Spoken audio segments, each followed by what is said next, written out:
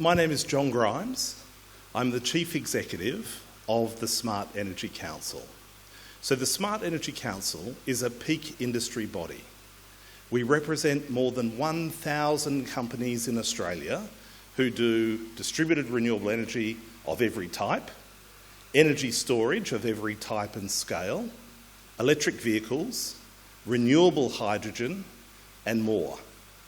We're quite an old organisation, been around since 1954. So it's a pleasure to be here to learn about the great strides that India is taking to really cut emissions. And so I want to share with you in the presentation today, I want to talk about our experience in Australia, because our energy system is in transition.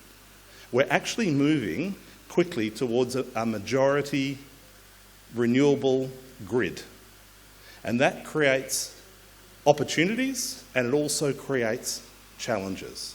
Thank you. We might go to the next slide.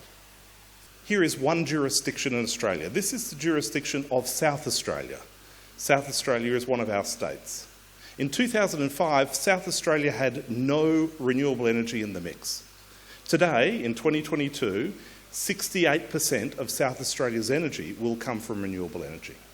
And by 2028, 100% of the energy in South Australia will be renewable. So we saw in November 2021 an interesting phenomenon. On this day in November, 100% of South Australia's energy needs were met by solar. Not solar and wind, just solar. And of that, actually, I don't have a pointer, 77% came from rooftop solar. So household rooftop solar produced 77% of the energy for a short period of time. But this is a trend of things to come.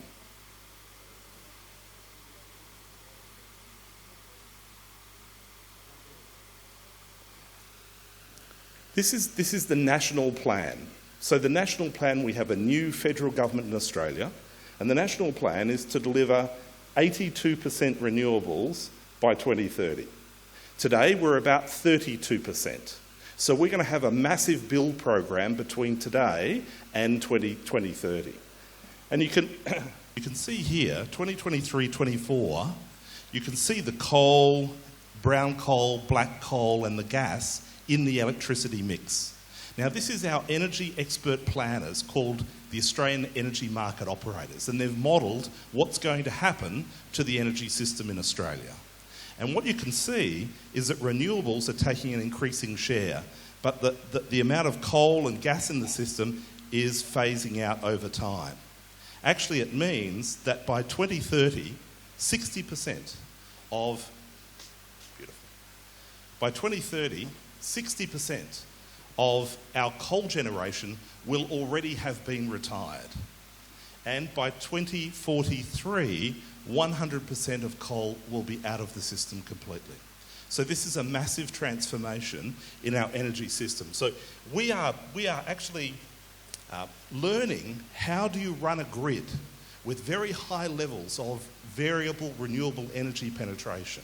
How do you do that successfully? We're sort of like the canary in the coal mine, right? We experienced this one of the first jurisdictions in the world, and I think there are good lessons in partnership we can actually work with India on.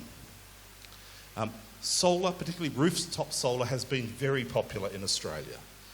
There are over 60 million solar panels that have been installed in Australia, and about 27 gigawatts of solar PV in Australia today. It's a very, very big number. And one of the reasons that I'm here in India on this visit is I want to find out, is it possible for Australia to become the customer of solar panel manufacturers from India? Can we become a partner customer to actually take those solar panels? And so what I'm encouraged by is that there are manufacturers, and I've met with several already and actually been to a manufacturing plant, but they have big plans. They're actually moving very quickly and at scale. And so they're building not just the solar panel assembly, but they're doing the wafers, the cells, the ingots. They're actually going back in the supply chain And that's a very good development, I think, a very interesting development. So very interested in collaborating with the Indian industry on a strategic basis to advance that opportunity. One of the trends that we see in Australia is what we're calling the electrification of everything. And that's because renewable energy, particularly solar energy, is so cheap that it actually makes sense to convert your hot water system from gas to electricity, to convert your heating and cooling from gas to electricity, your cooktop to cooking to induction cooktop cooking, right? And so that's a big trend. The other thing that's happening is that, of course, the electric vehicles are coming.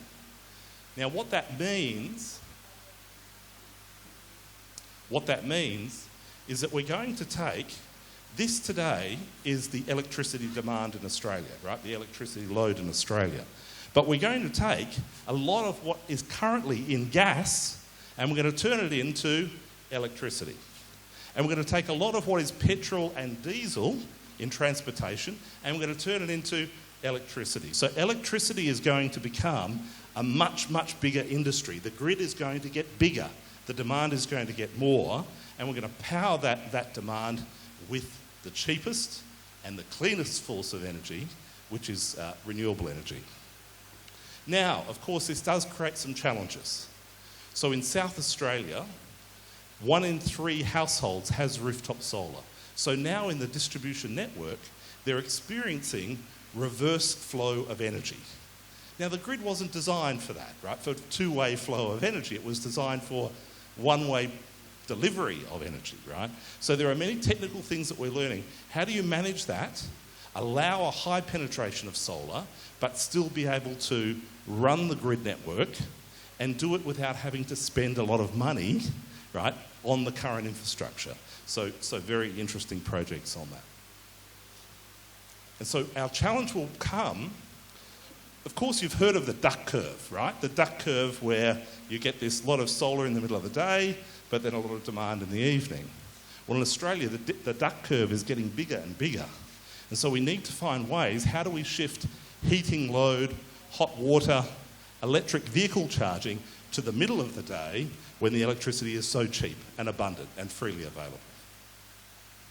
Of course, the next thing for Australia is storage. It's about building the storage for a modern, variable, renewable energy grid. It's a big focus for us, many big projects in this area. So 640 gigawatt hours by 2050. There's a lot to be done. And we're building transmission. Because in the olden days, we built transmission from a coal-fired power station to a city. Well, today we need to build transmission to the place where the solar and the wind resources are the best, so we can tap the best resources for a modern grid, a different type of distribution grid. Here's a fun fact. You put a solar panel in Australia, you put the same solar panel in Germany or South Korea or Japan, and the one in Australia will produce up to 2.6 times more energy. So we're not talking about a 3%, 5%, 2.6x, right? It means that Australia will become one of the most competitive places in the world to produce green hydrogen. And guess what? We've got so much land and it's almost free, we can hardly give it away. And we've got the port and the infrastructure to actually export that to the world. And we're an advanced economy. And we're in a stable democracy. And we've been supplying partners with energy for 100 years, right? These are all good news stories for Australia. Now, I talked before about this massive, massive build program of renewables, right? This is a massive build program. But this is what the Australian government has done in modelling renewable hydrogen. And this is what they call the hydrogen superpower pathway. And you can see the scale of this opportunity is mind-blowing. To produce the renewable hydrogen, renewable ammonia and derivatives for the world economy. The Smart Energy Council is a membership-based organisation. Here are some of our members, leading developers from around the world. If you're interested in entering the Australian market, please talk to us. I think we can help you a lot. And here's something you might be interested in. Save the date. 3rd and 4th of May in Sydney, the 61st Annual Conference and Exhibition. So we bring together 6,500 delegates, important political figures and others, and we'd extend an invitation to the Indian industry. We'd like to connect you with the Australian industry and build those industry-to-industry partnerships. Thank you very much.